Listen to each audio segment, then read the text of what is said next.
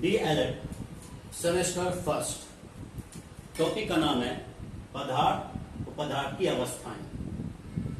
पदार्थ किसे कहते हैं?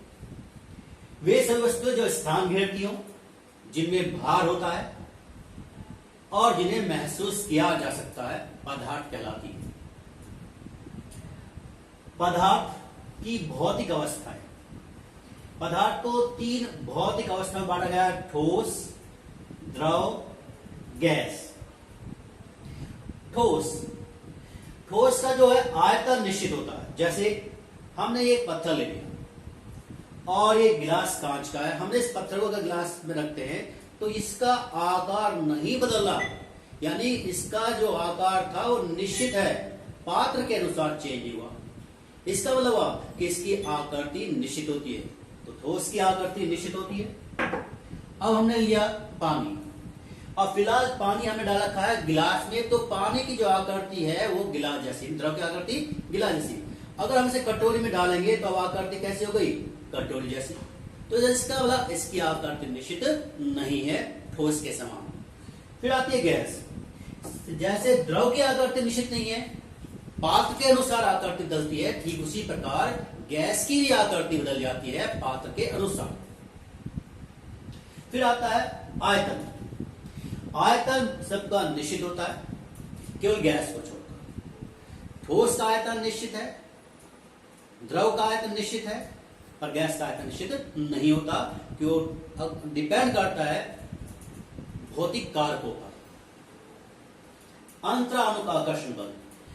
हम अगर देखें, तीन बच्चों को खड़ा करें और उनके आपस में कोने में से हाथ मिला के ऐसे पकड़ के खड़ा कर दो, उनके बीच बिल्कुल एयर टाइट हो जाए, तो इस तरह की आकृति होती है ठोस के कणों में।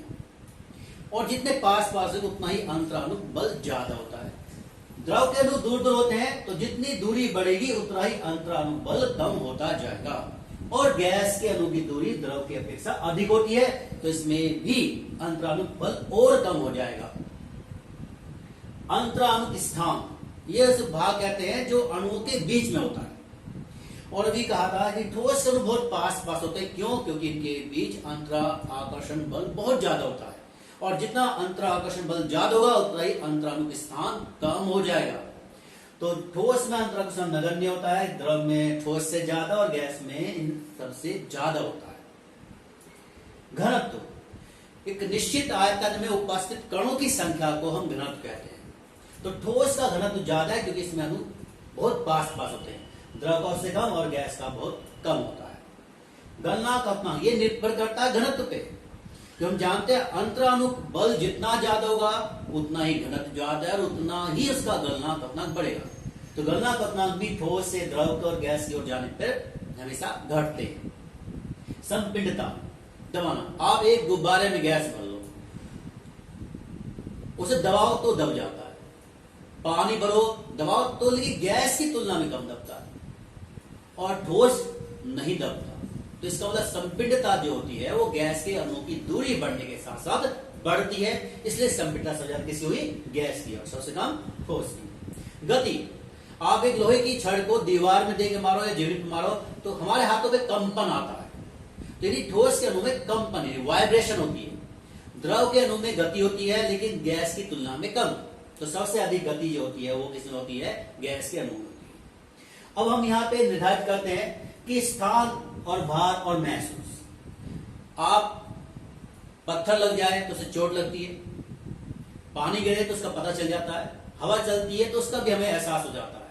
यानी ये सब पदार्थ है, ठोस, द्रव, गैस अवस्था में आते हैं। भार, हमने एक तुला ले लिया और एक तुला पर हमने दो ऐसे गुब्बारे रखे जिनमें हवा नहीं भरी गई थी। फिर हमने एक गुब्बारे में हवा भरी और उसे एक साइड रख दिया, तो आप देखें उस साइड का भार या जो दंड तुला है वो झुक जाती है। क्यों?